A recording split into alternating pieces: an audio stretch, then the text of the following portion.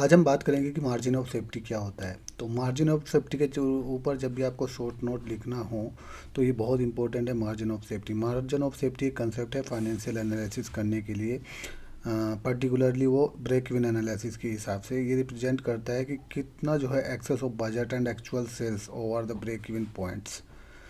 इसको हम simple term में ये कह सकते हैं कि कंपनी कितना जो है लॉस सहन कर सकती है, जब तक जो है कितने पॉइंट तक उसको सहन कर सकती है।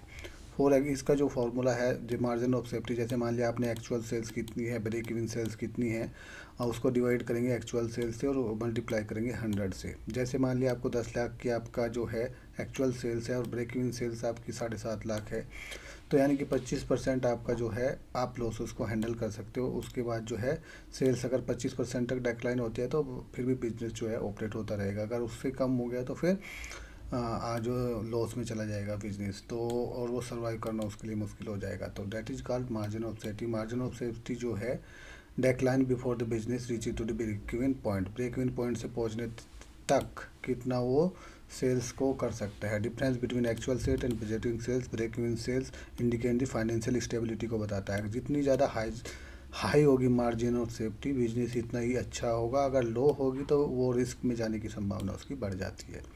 तो यही लिखना है कि मार्जिन ऑफ सेफ्टी के बारे में आपको। Thank you.